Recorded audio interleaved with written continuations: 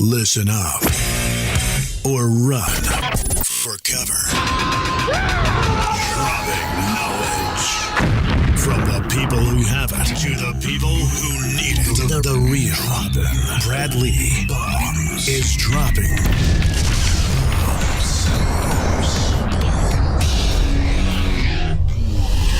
What it is, Brad Lee back again with another episode of Dropping Bombs. Today, folks, I know every day I tell you I got a real treat for you, but today I actually do. It's Dr. Brian Lima. What's up, doctor?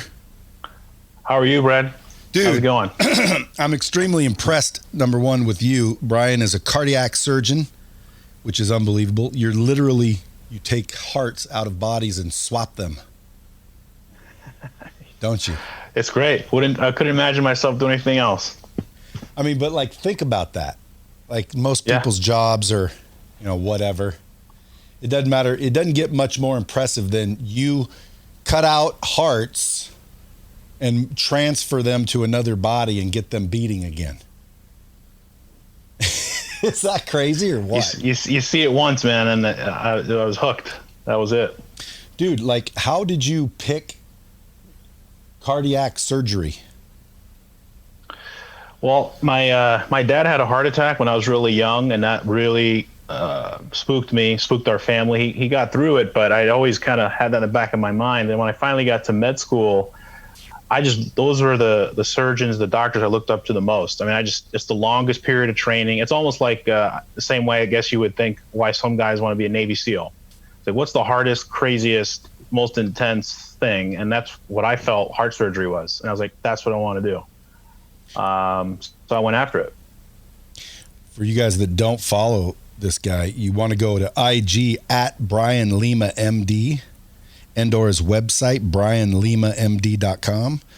Because, dude, not only are you like an unbelievably accomplished, I'd say thoracic surgeon, but that would be incorrect. Cardiac surgeon.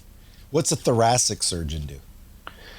A thoracic surgeon basically operates on the lungs and the esophagus. So it's in the chest, but so it used to be that you did both, cardiothoracic, but I'd say maybe 10 years ago, things got so complicated on both ends that you had to declare major, so to speak, an area of focus. So, see, like normally I know all kinds of things to ask, but it's like right now I just can't get over the fact that you're a damn heart surgeon. So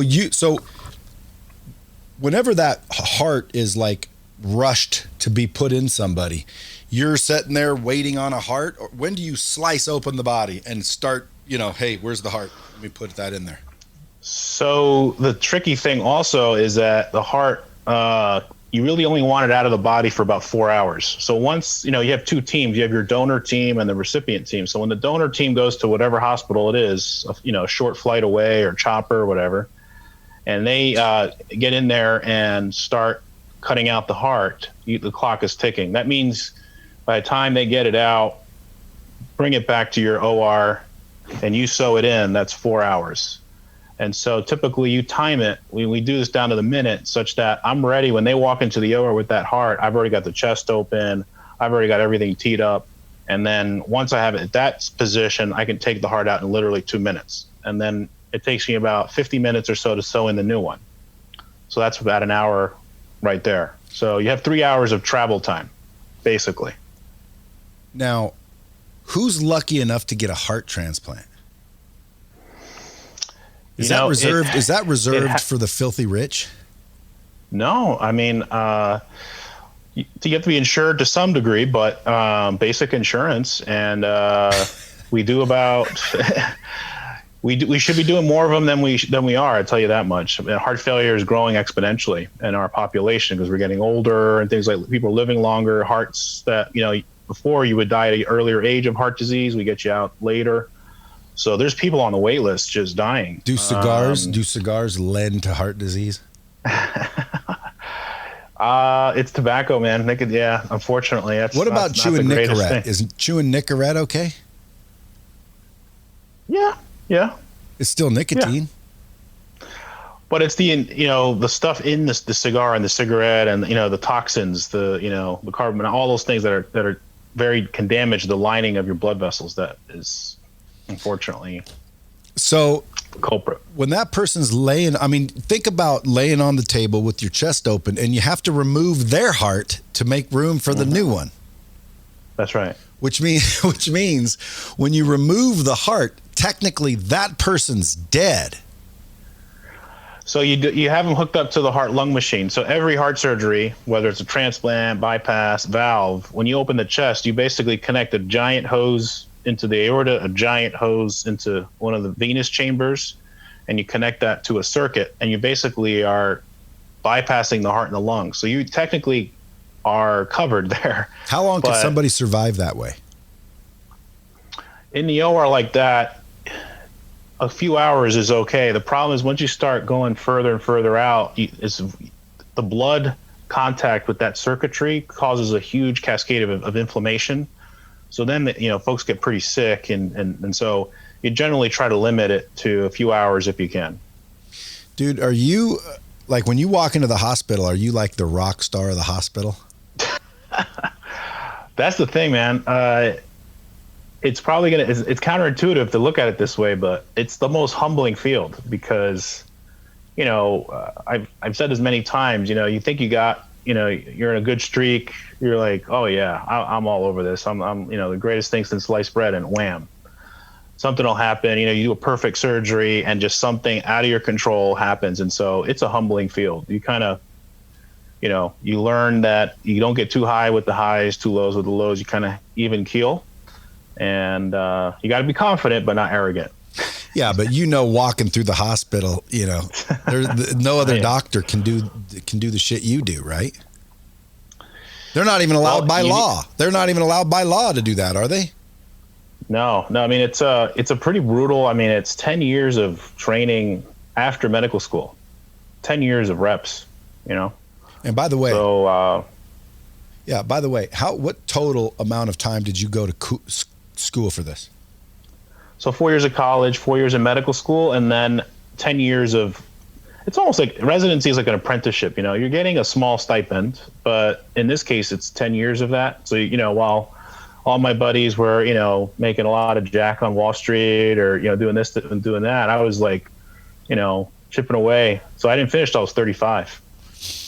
And folks, this guy's also an entrepreneur. We're going to get to that. He's got a book out called The Heart Way, which is no. It's called. That's my book. We were making a joke about.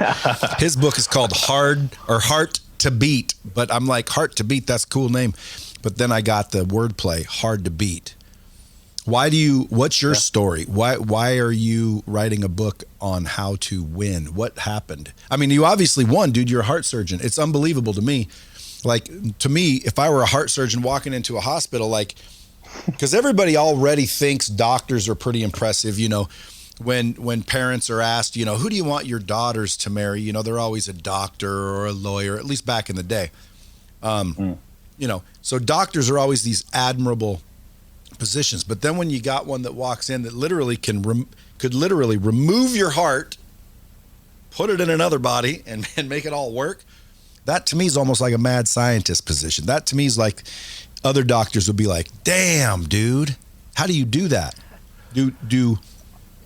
Like, I love it, man. It's and I guess the story for me, why I felt like I needed to, write this book, and what my backstory is. I grew up. I was a first generation Cuban, American. So my parents came over from Cuba. They fled Castro in the late '60s, and low income house, just barely scraping by. My dad worked in a pigment factory. Didn't speak English at home. Spanish only. I was born here, so I was the firstborn here. So, but we only spoke Spanish at home, and I got to high school, and I had to work harder than everybody else because I was never. I'll tell you this: never the smartest guy in the room ever. Whether it was high school, college, I just had to hustle. Artificial intelligence is how I call it. So you use your heart to overcome what you don't have with natural talent, God-given talent. You just out-hustle everybody, you outwork everybody. All right. Well, before we get into this, because I want to tap into the fact that I've got a heart surgeon on the podcast, only because what's more important than success, in my opinion? Health. Like, dude, you got a heart surgeon. I got to ask some heart questions because there's like you said, it's on the rise, man.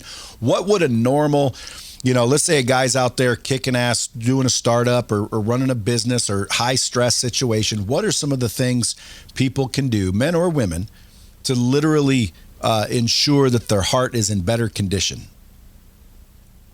Well, one thing is you can't think you're invincible. You can't think I feel fine. You got to see your doctor every year, right? And so they're the ones that are going to be able to keep your blood pressure in check, your blood sugars in check, make sure your weight's in check. You got to eat right. A heart healthy diet is not all that bad. It's obviously, not as great as you would like, keto? But it's okay.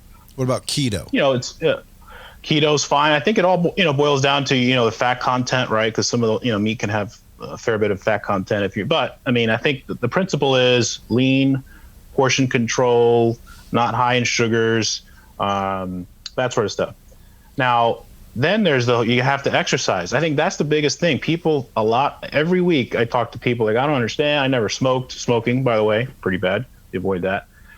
I never smoked. I did everything the right way. And you start picking apart the story and, I never exercise. You got to exercise. The American Heart Association says you got to do 3-4 days of pretty vigorous exercise a week. No way around that. It's like brushing your teeth. So you do all those things, your chances are you're going to at least minimize the risk. You can't eliminate it because genetics, right? How bad are your genes too? How long is a good ticker supposed to last? Well, I think you can live well into your 70s, 80s. I've seen people even further than that. If you do everything else right, as far as heart disease is concerned, you're gonna come out on top most of the time. What do people say to you when they're going under and you're saying, I'll see you on the other side, hopefully? Because you got to know there might be some complications where they don't come back from heart surgery. Yeah. It's the reality of what, every step of a heart surgery, you can kill somebody. Opening the chest, step one. You went a little too deep with your saw. There you go. Every single step. If it's 100 steps, that's it comes after time, repetition, confidence. You just you don't even think about it. It's just sort of, when you do bypass surgery, you're sewn into 2-millimeter vessels. The suture you're using is like a hair strand, right? So if you tie it too tight, it breaks. They bleed to death in the ICU afterwards, or it's thousands and thousands of hours of practice and repetition. But yeah, it's a reality. There's always a percentage risk that something really horrible can go wrong. But on the flip side, there's a really high percentage is going to go well. So it's weighing the risks, right? Do you prefer ventricles or oracles? I like ventricles better, to be honest. Dude, growing up in school, I was gonna try to be a doctor. This was like I think in the 2nd or 3rd grade, and I remember they gave us these skeletal, layouts with all the names of them, and I some way almost memorized every bone and every thing about the heart, the aorta, the left auricle, or was it auricle? Atrium. No, there was both. Atrium, it's either one. Yeah, it's interchangeable. Oracle's more, I would say, old school, more classic kind of anatomic name, but people just go by atrium. So if you were in the UK operating on somebody in the royal family, they'd say, close off the auricle, please, doctor.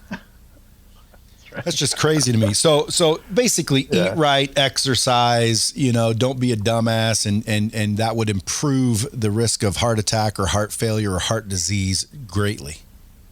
Yes. Yeah. All right. I wish I had it. American Heart Association has Life Simple 7. They got it all. They try to make it as user friendly as possible. They lay it out. The 7 things that you could do, everybody could do to minimize their risk. So, what kind of chest pain do patients have when they wake up from a heart surgery? Not as bad as you would think. Because when you people always say, "You're gonna crack my chest, doc," and I say, "No, I'm gonna, surgically divide the sternum." But it's the same thing. It's cracking the chest open. Do you do that the nerves yourself? Yeah. Yeah. So you don't. Oh, yeah. So you have a strong stomach. Have you ever wanted just to puke? Never.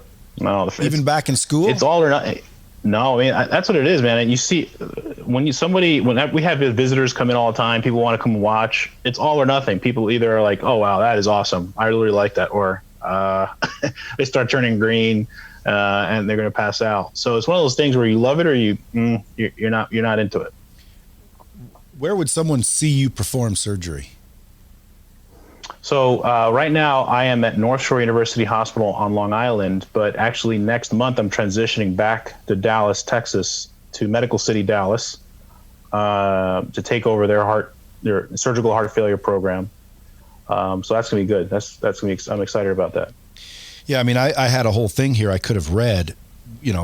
Cardiac surgeon dedicated to compassionate delivery, the most advanced heart care. Why are you so passionate about hearts? Your dad had a heart attack. That was it. That was one, and it's really a cause that I care about. When someone says cancer, people get, people's ears perk up. They get very nervous, like, oh boy, cancer, what I got to do? Tell me. And they're really scared of it, and whatever it takes to fix cancer.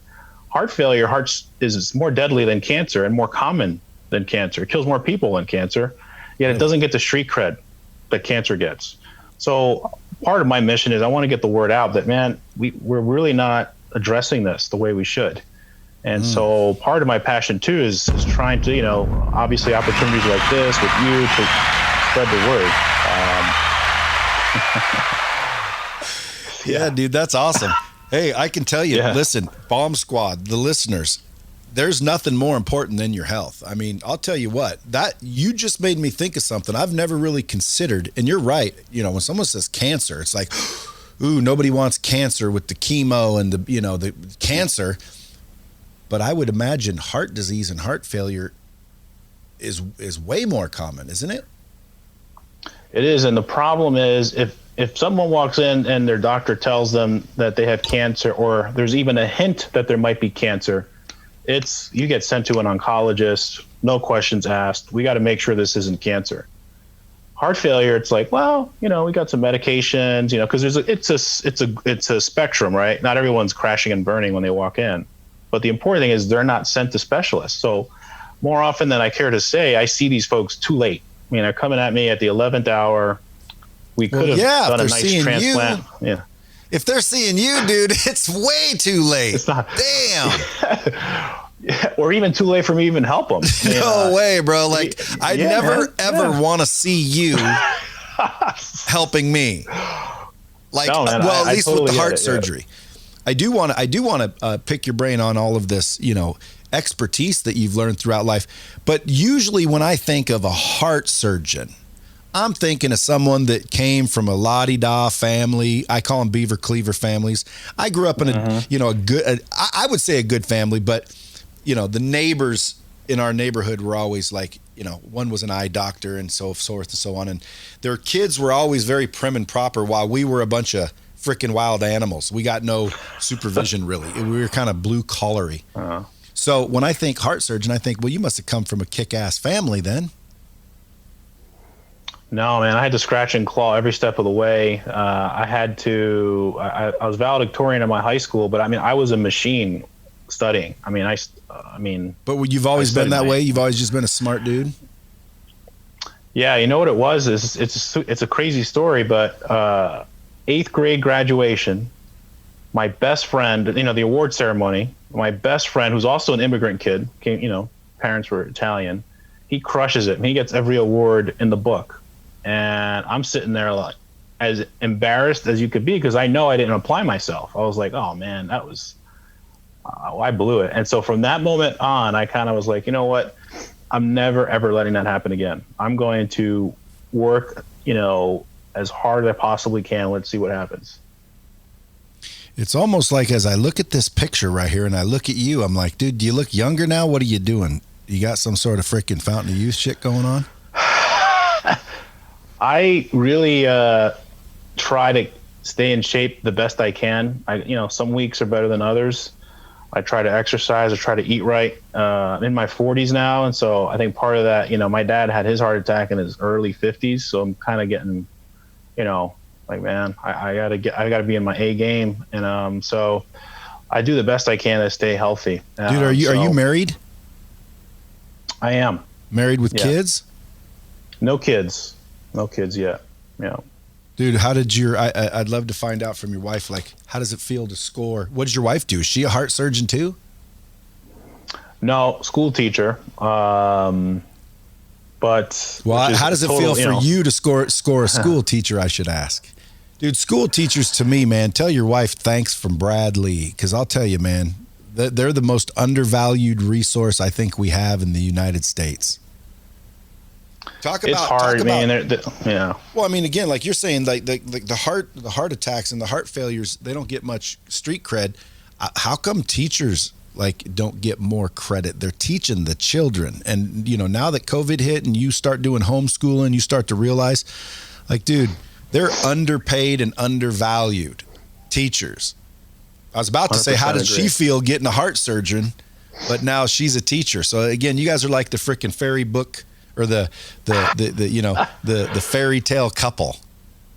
It's tough, man, because I don't work. It's like a way of life, right? I don't have a 9-to-5 job. If it's 5 o'clock, I can't. And the guy I just did surgery on today, he's bleeding. I can't be like, well, I got dinner scheduled, so I'm gonna have to, at the drop of a dime, I got to be able to do whatever. So there is no off hours type of thing. You know what I mean? So that can get old for some. You're on call. Do you still have a beeper?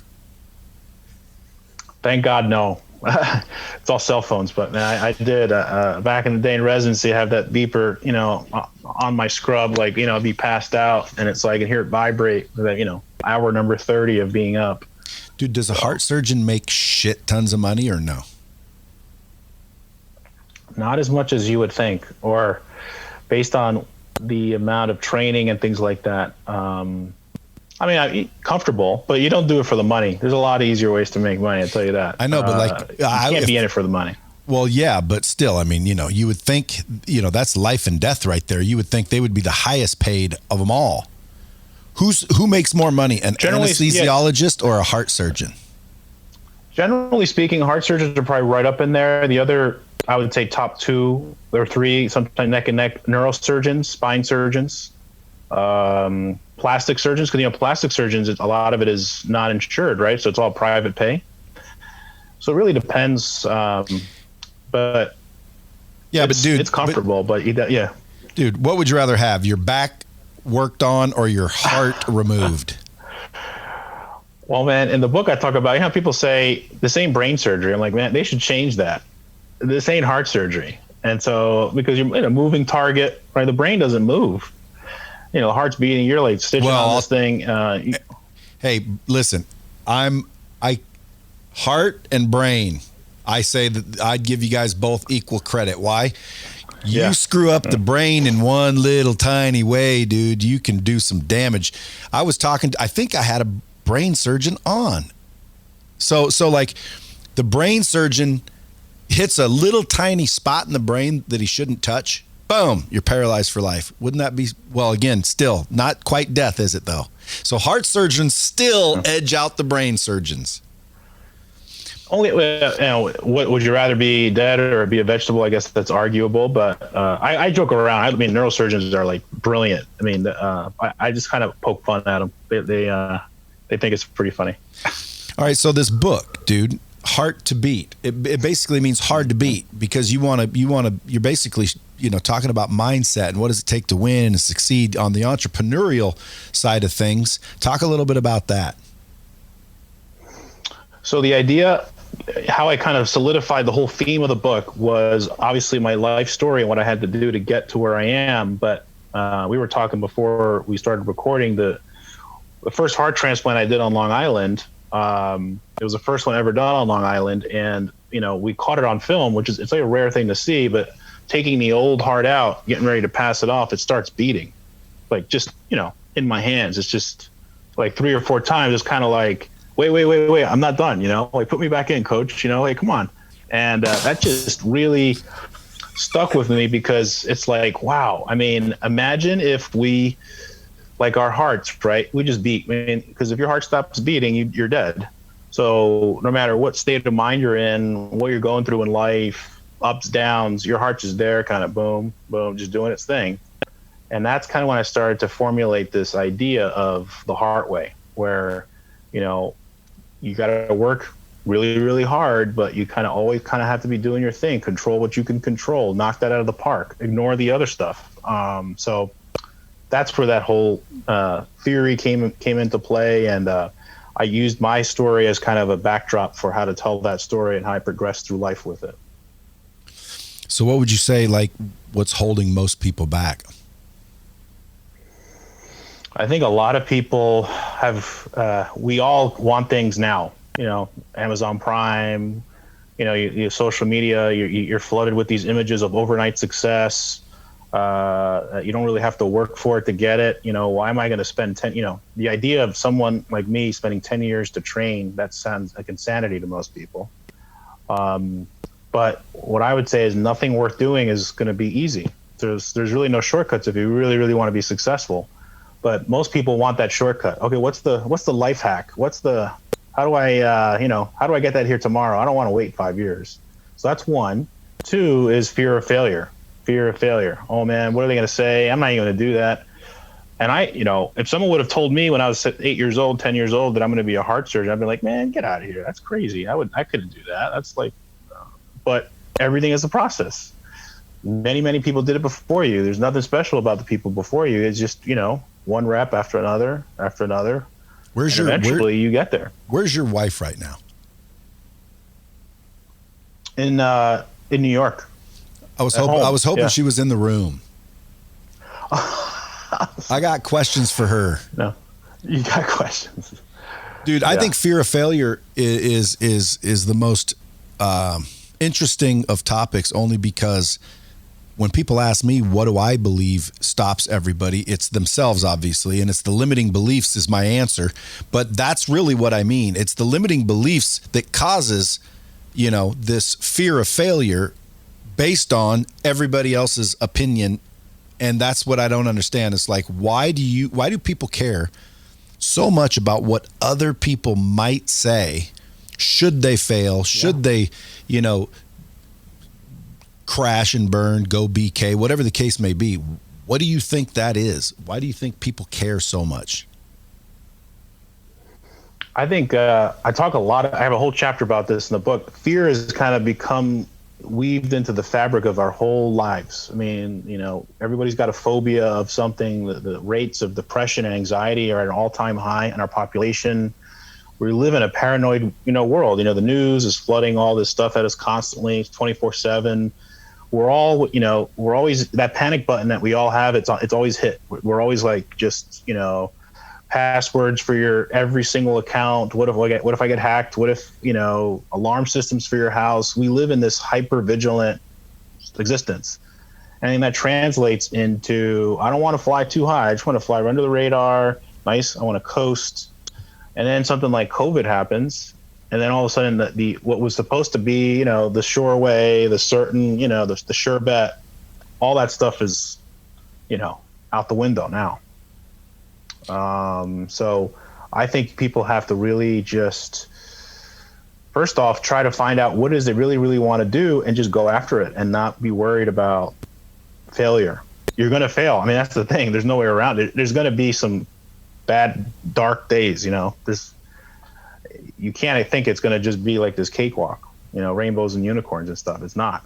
If I would have given up when I, made a mistake in training or lost a patient, did something stupid, I would have never been able to do and save the lives that I do now. So there's a price for getting to where you want to get to in life, if it's worthwhile. Hey, that's a bomb there too. Dude, extra weight on somebody, like 20, 30 pounds extra, does that put a bunch of stress on the heart? I think it's the accumulation of stuff. I think those 20, 30 pounds are probably an indication that you're not eating right.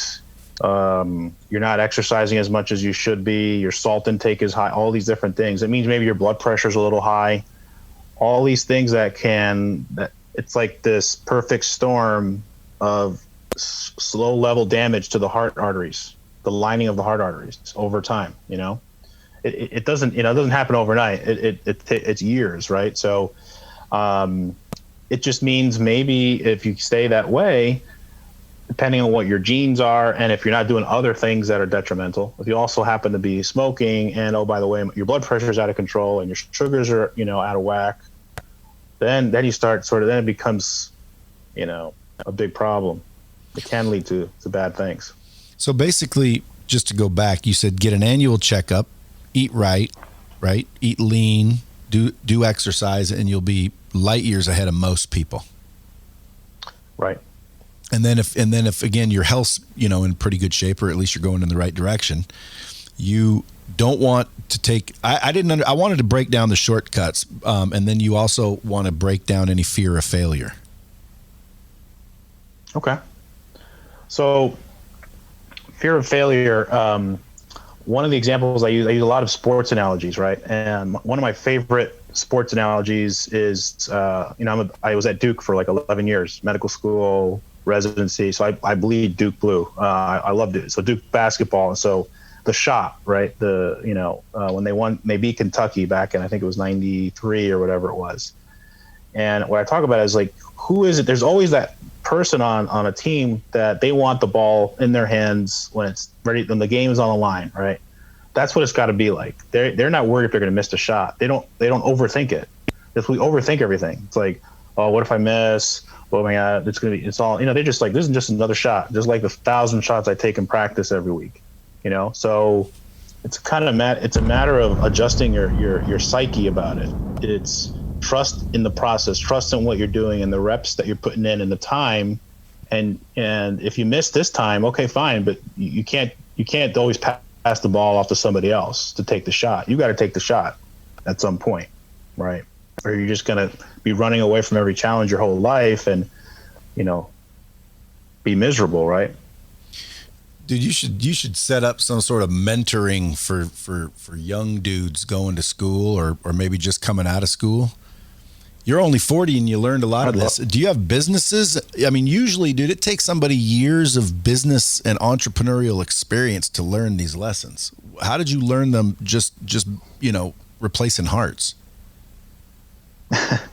Well, it's funny. They don't teach you entrepreneurship or business or how money flows in a hospital during training. During training, you got the blinders on. You're just, you kind of get this naive idea that as long as I do a good job and I'm a good surgeon, when I come out, it's going to be shooting fish in a barrel. I'm going to get all these referrals. They're going to think I'm the greatest thing. I'm going to be so busy doing all these cases. And the reality is you walk out and you're just this new entity on the market that no one's ever heard of, right? Why are they going to start sending surgeries to you? They've been sending it to these 2-3 other surgeons for 20 years and they've done a good job. What's so special about you? So that was a very eye-opening, humbling experience. I kind of thought I was like, all right, trained at these really good places. I came out.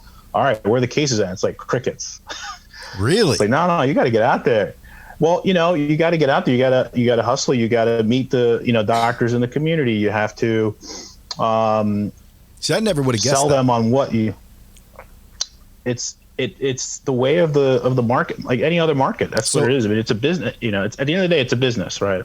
It's weird that you say that, because I would imagine that when you get out, now you are another capable person, and there's going to be so many cases that they're looking for a damn heart surgeon. Like there isn't like, what do you do? I'm a heart surgeon. I'm a heart surgeon. I'm a heart surgeon. Well, dude, you got 900 heart surgeons sitting there waiting for a case.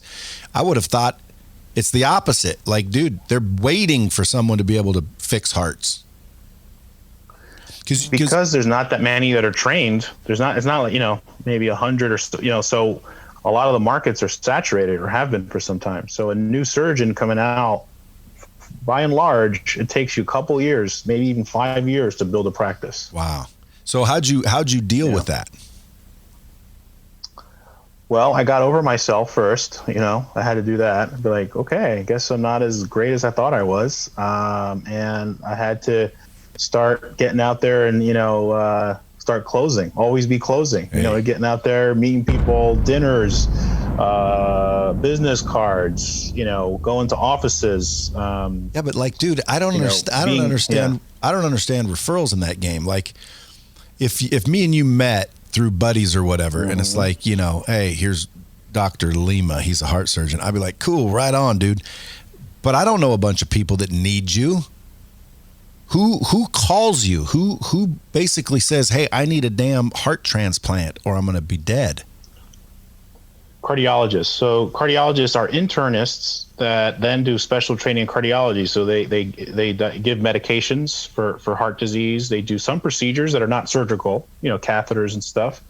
And they're the ones that someone comes in with a heart attack and they can't open up the blockage with a stent, or they're like, all right, I need to call a surgeon they're gonna have to open the chest and do surgery. So those are relationships that, you know, usually have been established over a long time. You know, John Smith has been doing all my, you know, surgeries for my patients for a long time. I don't know you. How am I supposed to know you're any good? What if you kill my patient? And, you know, I'm like, people respected in the community, and they're gonna say, man, he sent this patient to this new guy and he screwed it up. Right. Because there's no margin either. You got one shot. That's it. How often does it happen? So it happens. It's the nature of it, right? In training, I mean, where I trained at Cleveland Clinic, I mean, it's like the mecca of heart surgery. You had, when you were a trainee and they kind of hand you the stitch, like, all right, boy, let's see what you got. And if you're fumbling around and they're like, okay, pause, you can step out of the room now and get back on the bench. You know what I mean? So you got to be ready. And you got to make it count. You got to make every moment count. What is it if someone has angina? What does that mean? Yeah, it's an unfortunately sounding word, but it's basically chest pain. It's basically a fancy way of saying chest pain. Chest pain related to blockages in the heart artery. So what if you have arrhythmia and your heart skips beats once in a while? Should you go seek attention? Absolutely, because they can, when the heart quivers like that, and it's not, you know, beating, if it's quivering, blood can kind of pool on those areas of the wall that aren't, you know, and they can form clots. And then when it finally does beat, those clots can kind of go to places you don't want them to, like your brain. So you really want to make sure that isn't an issue. How small? Or your heart will stop if it, you know. How small how small does a clot need to be to make it to the brain?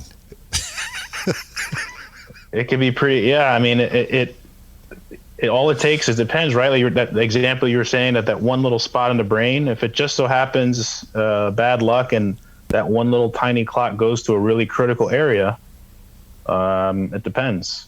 So, dude, it's surreal, I would say, is the best word I can think of. It's surreal talking to you, because, like, number one, I can't get over heart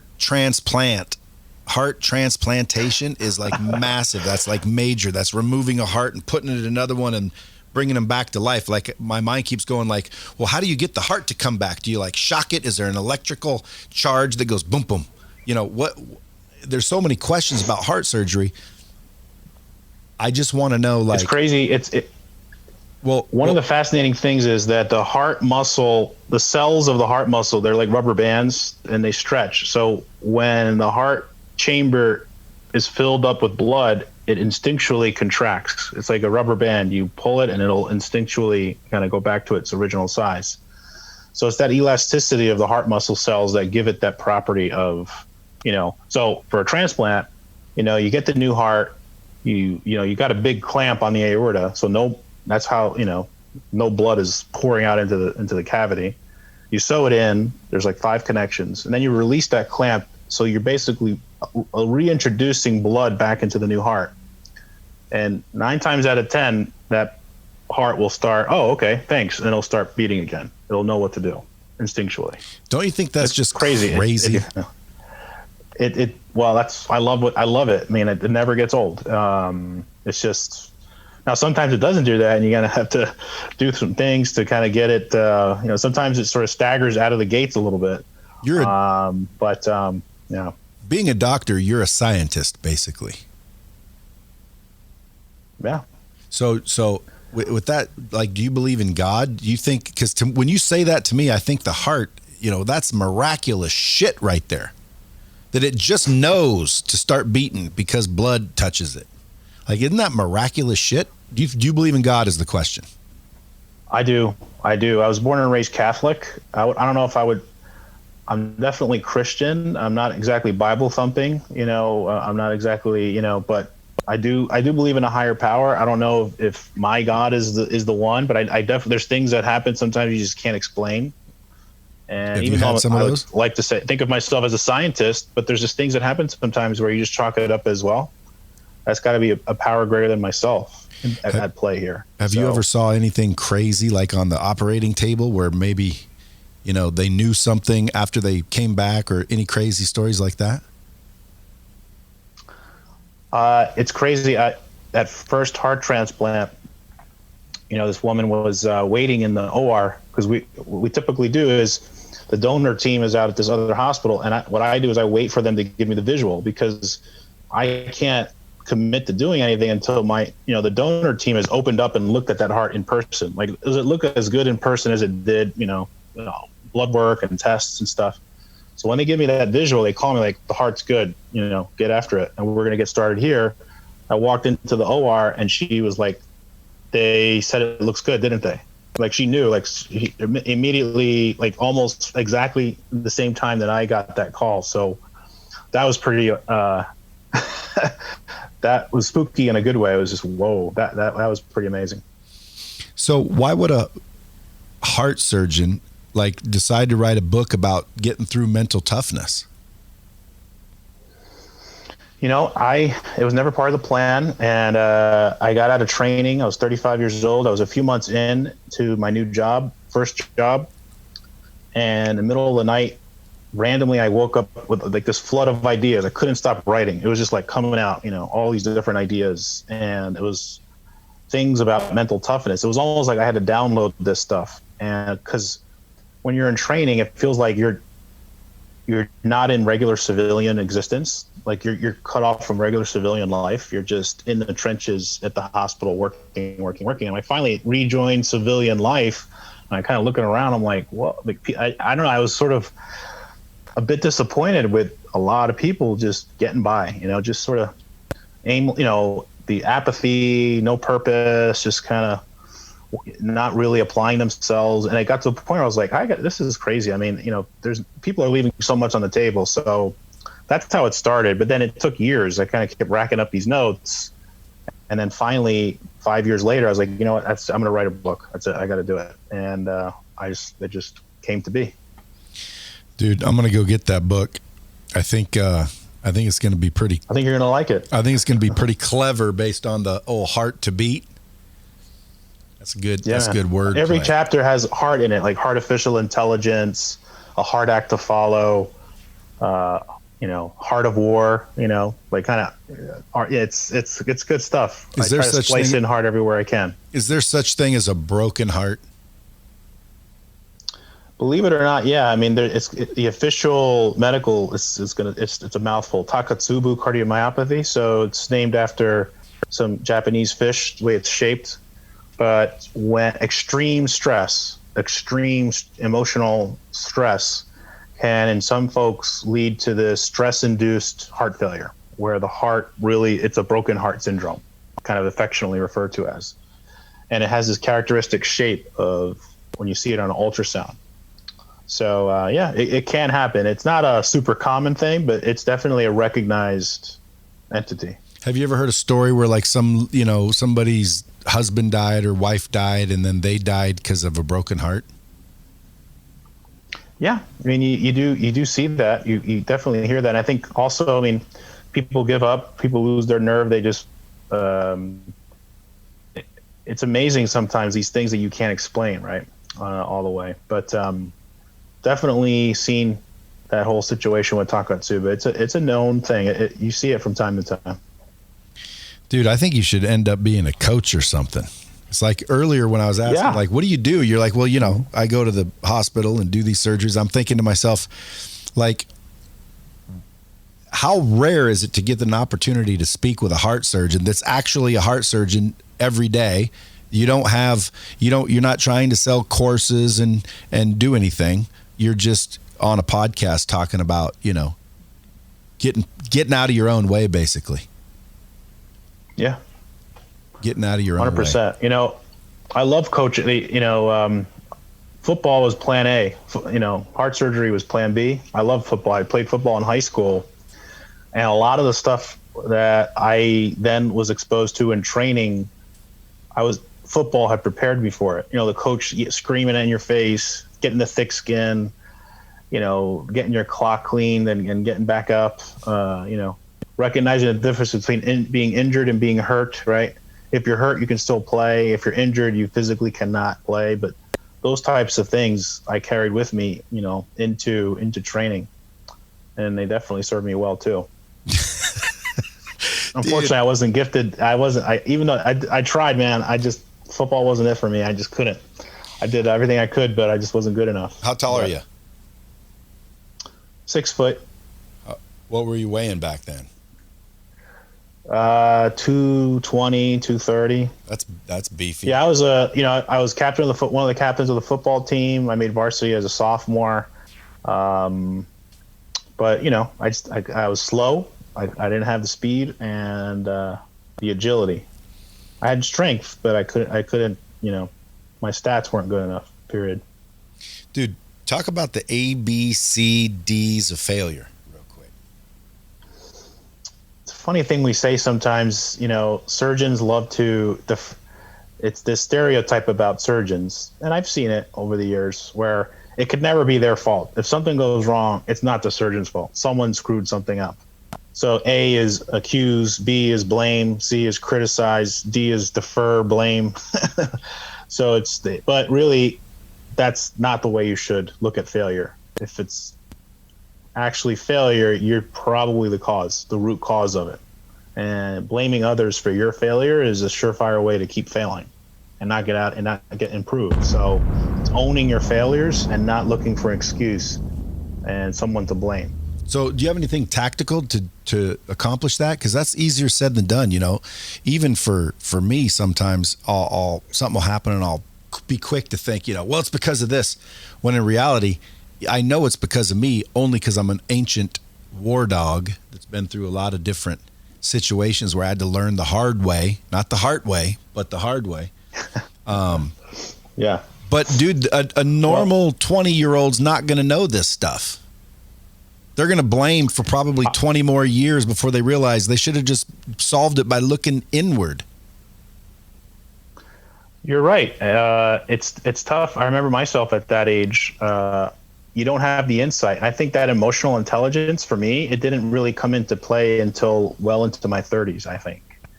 And why it came about was because you start, running into the same wall over and over again. Like, why does this keep happening? Why do I keep, hitting this speed bump, or what is it that I'm doing that? And unfortunately, today especially, it's hard to get that true feedback. That everyone's afraid to be politically incorrect or insult somebody. You got to walk on eggshells. God forbid you point out that what someone's doing is wrong. Then it makes it even more difficult. So another point I try to get across is you need to get that true, real, unadulterated, unedited feedback. What is, and I do that too.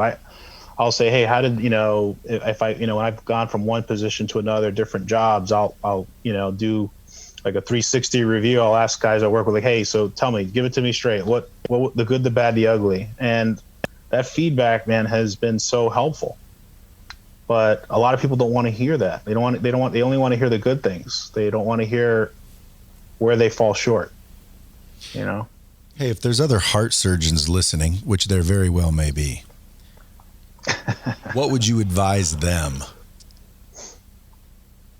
How would you, how do you blow up and expand a heart surgery business? They talk a lot about, in the entrepreneurial literature, about being affable, available, right? You're nice. People, the days of the gruff surgeon, barking at everybody and scaring everybody, that's long gone, So you have to be was likable. that in the old days? Oh yeah, man. Some of the guys that trained me, man, back in the day, it was like who'd they scare? Just getting torched every day, man. It was just fear, motivation by fear. It was good stuff. It was effective, but so number one, you got to be likable. You got to be respectful to other people. People are going to want to work with you. Everything is team based now, right? So, and you got to be available. You know, it's a business. When people call, you're like, well, I can't. Let me see if I can get to that. It's like, okay, I can get to it. And at the end of the day, you have to deliver. You have whatever. When you do get that referral, you better deliver on it. You better, especially do a good job. Especially as a heart surgeon. Yeah. You know, because there's no margin. Because I'm listening to you, because a lot of the people that are in the Bomb Squad listening to these podcasts are entrepreneurial. I mean, I've got doctors, lawyers, chiropractors, you know, I've got all kinds of people listening, but what you're saying applies to life. What you're saying, be likable, be available, show up. And when you do show up, deliver, do your best. Like, these are just, like, if you think back at all growing up, I've always been told these things, but I never observed them. I never really thought, you know, oh, these are the answers. They can't be that simple. It's got to be harder. What's the secret? What's the secret? And in reality, you just told a heart surgeon how to expand their business, and that's literally, you just told a plumber how to expand theirs.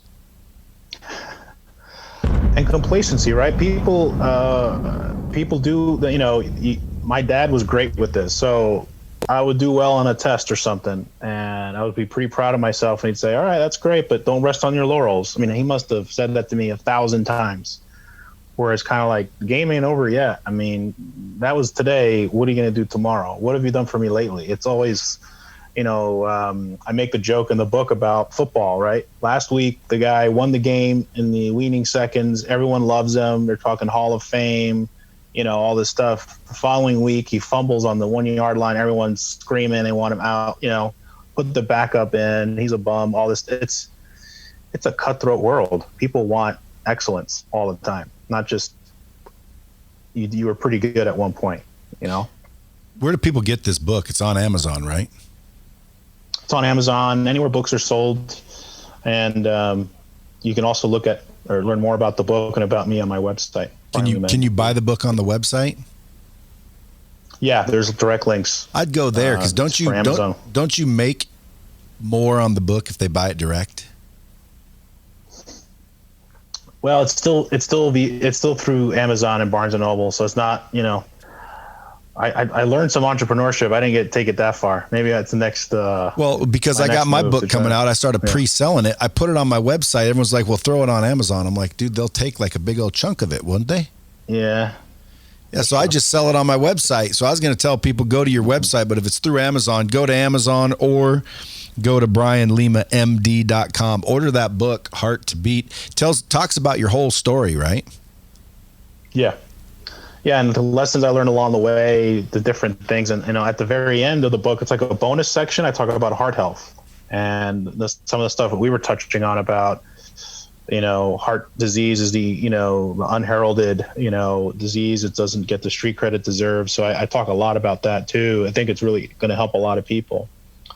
So how can the Bomb Squad help you get that word out? How do you have some sort of campaign? We should start a campaign slogan to wake people up, because, you know, now that you said it, it does make sense that like heart disease is way more prevalent than cancer, but yet cancer seems so much scarier and more important.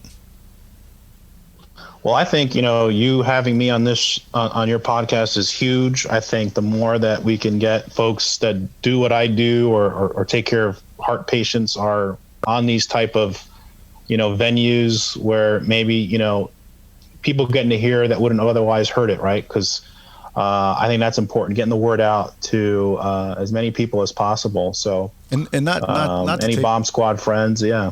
Not to take anything away from cancer, but I mean, you know, that's important too. But if it's more prevalent, I mean, I'd rather have frickin' angina than ass cancer. But at the end of the day, I'm sure there's some cancers I'd rather have than frickin' heart failure. That's true. You gotta pick your poison. You know, sometimes I don't know what an anxiety attack feels like. There was been 2 times in my life where I felt weird where like, you know, my heart was racing and I didn't know why. I mean, I did know why, but it was racing, dude, to a point where it's like, damn, is it going to explode? What is that? What's happening when you feel that way? Yeah, panic attacks can mimic a heart attack, meaning you have the same thing. You know, you lose your breath, you get chest pain, and really it's a tough thing to tease out. So it's really blood work and EKGs that are done. You know, you come into the ER.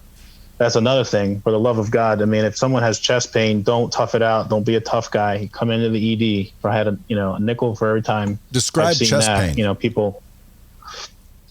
It feels like someone's sitting on your chest, like the pressure, and it takes away your breath a little bit. Sometimes the pain, if it's a heart attack, just the way the nerves work, it'll go down one arm. You'll sort of shoot the shooting pain down one arm, or the pain may go to your back. It may start in your chest and go to your back. But any kind of thing like that, you know, when in doubt, I would say play it safe. Get your ass up and go to the ER quick. Yeah. Worst case scenario, it was, maybe it's a wasted trip, but man, if you catch something, you catch it earlier, it can make all the difference. What are some of the most common things if you don't catch early, it could douche you? Aortic dissection, so a tear in the aorta, which will also mimic a heart attack. So a heart attack is a blockage in one of the little tiny arteries in the heart, so heart muscle is dying because it's not getting blood flow. A dissection of the aorta means a tear happens in the lining of the aorta. So instead of having a single barrel aorta, all of a sudden it splits into two. Blood's coursing through the wall. And the reason why that's can be fatal is that it shears off branches to different parts of the body. It can shear off branches to the heart. It can rupture. So those, you got to go to the OR right away. That's our one case where, you know, you have dissection, we're going to the OR, like right now. Wow. Now, a lot of times you just go in and fix the heart that exists. You're not replacing it. How bad does it have to be before you need to actually transplant a new one? It means that we've exhausted everything. You know, it's a weak heart for whatever reason. There's a number of causes, but you've tried everything, conventional surgery, medications, and then now you're at the point where you're on adrenaline medicine, synthetic adrenaline, to try to give that heart a kick. And once you start being dependent on that usually signifies that the heart needs to be replaced. Or there's artificial heart technology, heart pumps that I also implant that have also come along in the field as a way of getting around the shortage of hearts, right? Because that's another thing. You know, people waiting on a list, you know, rather than have them die because they can't get a heart, we'll put this device in many times as a substitute. Your next book should be called How to Get a Heart On. It's catchy.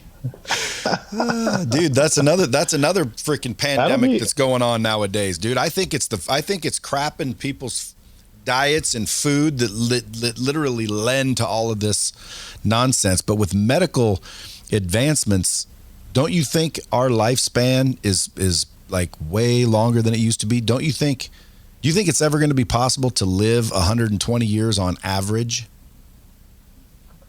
I can tell you that there's going to be a lot of effort to try to do that. But actually what we're seeing is the opposite. So the Generation X and the millennials, right? So this report came out from one of the, from Blue Cross Blue Shield. They kind of do they every now and again, they'll publish these results on the status of heart health in the different populations. And for the first time ever, a younger generation, the millennials, are less healthy at a certain age than, you know, Generation X was at that age. So millennials actually, you know, if you take a 35-year-old millennial compared to a 35-year-old Generation X, the Generation X was healthier. Less high blood pressure, less obesity, less depression, less. Why? So the lifespan of millennials actually may end up being less than what the lifespan of the previous generation can be. Interesting. What about after millennials? I'm sorry? What about after millennials, like even the younger ones? That they're so young, we don't have but this, you know, we have a good chunk of data for that. And it's alarming. And I've tried to, why is that the case? Maybe they're, you know, they don't think they think they feel fine. So they feel invincible. You know, if they have a problem, they'll just Google, you know, what the symptoms are and they'll figure it out on their own, you know, or they just don't think It's got to be in the food, don't you think? It's very counterintuitive. Yeah, it is. It really shocked everybody. Well, it's got to be in the food. Like, for example, there was a study, I forget, but it was back in, like, I think World War II, where a country went in and took over this little village, took away all its meat and vegetables, and the villagers, the locals, they only were allowed to eat like scraps of the vegetables that were left over. They took the eggs and the beef and all that for the army that was occupying the territory. And their heart disease dropped and their everything dropped. Do you feel there's any validity to a vegan diet helping the heart? I think there is. I think the data isn't robust enough yet to convince enough people. But if you look at some of the data, it makes sense, right? And, we weren't meant to be carnivores. You could say we don't have carnivore. We kind of are the way our teeth are, et cetera. We're more. Look at apes. Gorillas. They don't eat, or chimps. They don't really eat meat much at all, right? So, but that's a tough one.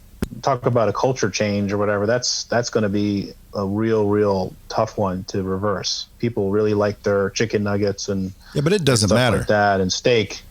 Yeah. Listen, when you get 52, know, doctor, when you get 52, you start to think, man, tell me what to do and I'll do it. If you just said right now, dude, you are absolutely going to put 10 years on your life if you stop eating meat, I'd just stop eating meat. Now I'm 52. It's like, dude, we ain't got much time left. People who go vegan swear by it, right? I think everything in moderation is okay. So I think that's a big stretch to go from, an unhealthy diet, eating steak left and right, all this stuff, to go all of a sudden vegan. That's going to be a tough one to pull off. So I think starting piecemeal, and I think that's where a lot of people go wrong. They feel like they got to conquer the world with their health, their fitness overnight. Like, okay, I got to make these sweeping changes to my life overnight. You're not gonna be able to pull it off. You're gonna quit unless you're hard to beat. Unless you're hard to beat, man. Yes. Yeah, that's a drastic change. But I'll tell you what, man. When a heart surgeon says, "Listen, based on what I've seen inside people's chests, eating meat is always an unhealthier heart." Like, is there any scientists is there any science like that? I think it's really more about what is their cholesterol level, how well their sugars, how obese are they, how much extra fat are they carrying around. So if you have a patient who is very obese, let's say, carrying a lot of extra fat, by and large, when you open that chest, you're going to have a lot more fat on the heart, for example. You're going to see that. I mean, it's actually striking.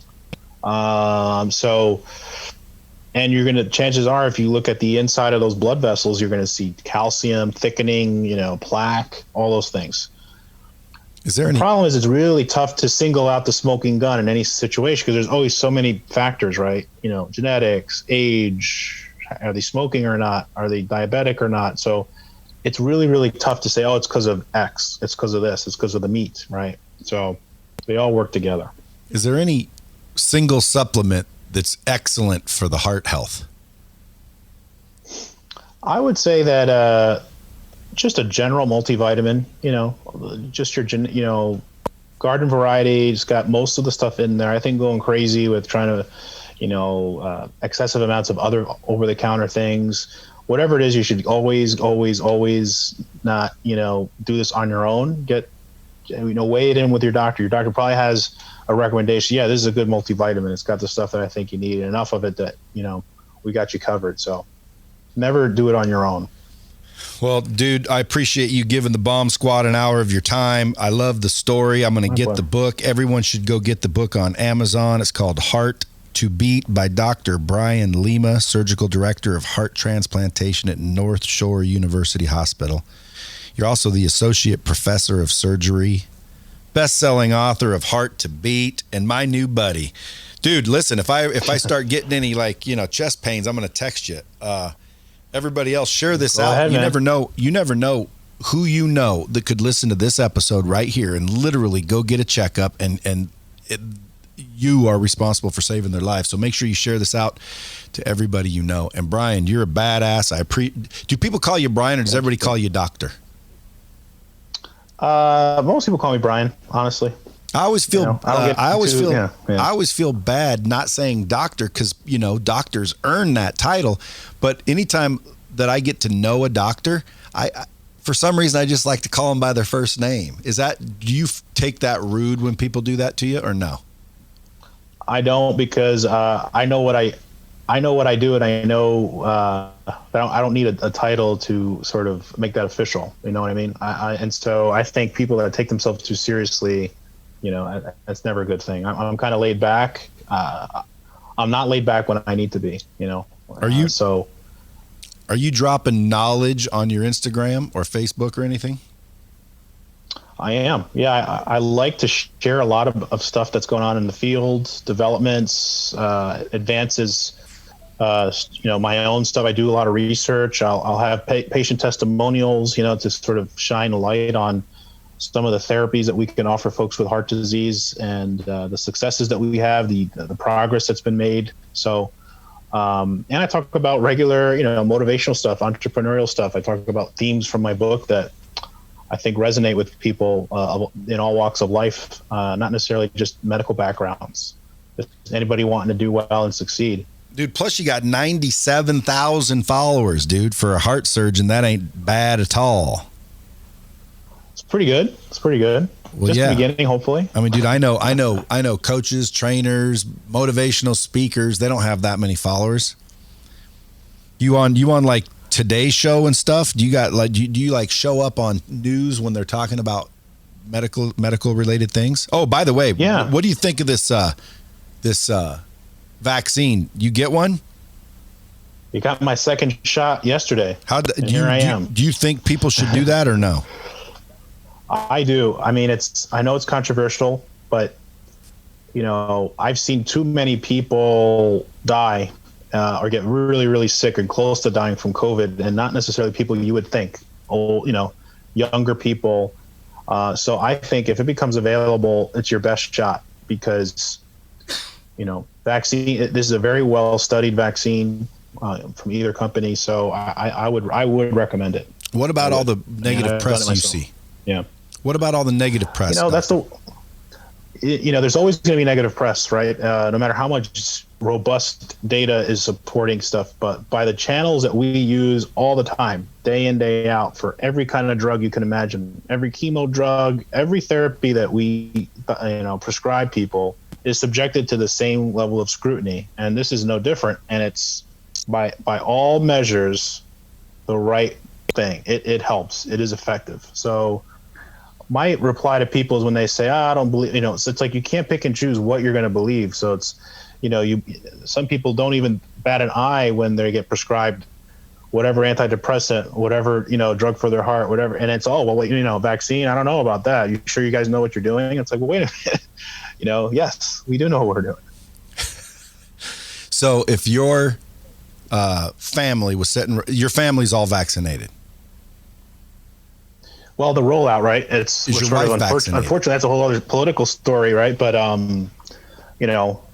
would. I mean, definitely. It's interesting. I've lost family to COVID. So sorry to hear that. It's a real thing. Actual COVID, like that's what did it? Yeah. Because a lot of times, you hear these, I don't want to call them conspiracy people, but you hear some people talking about the old COVID that, it's got a 99% success rate. Like, why would you be worried about that? There's something bigger going on. I try to stay away from it. You know why? You can't control that. And you said earlier, man, focus on what you can control. So that's what I do. I wash my hands. I'm being aware and cautious. I don't necessarily believe the masks that people are wearing are very effective. I think it's more of a control game with that. But then again, it will stop spit, and spit would transmit COVID. So you heard it from the freaking good doctor, folks. Go get your vaccine. I don't know if that'll even convince me to do it. I'm just scared to get a vaccine.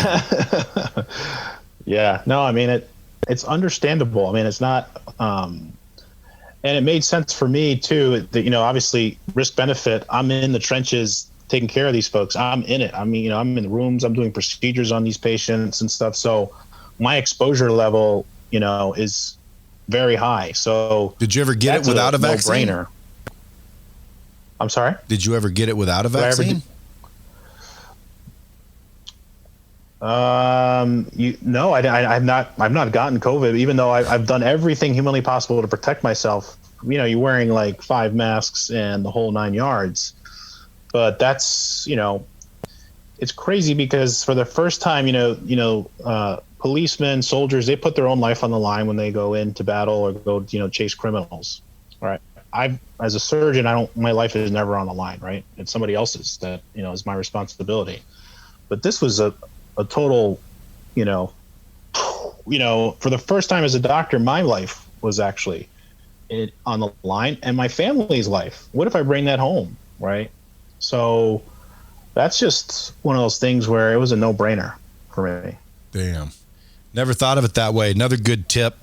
All right. Well, listen, Dr. Lima, I appreciate you coming on the show. I want you to, if you're ever out in Vegas, come by to the studio and everybody go get his book on Amazon. Go follow him on Instagram, Brian Lima MD, and you can check him out on his website, brianlimamd.com. Like I said, share this out. Someone could hear it that could actually, get their life saved because you were kind enough to share. And until next time, folks, as always, keep it real. Dropping bombs with the real Brad Lee. Subscribe now.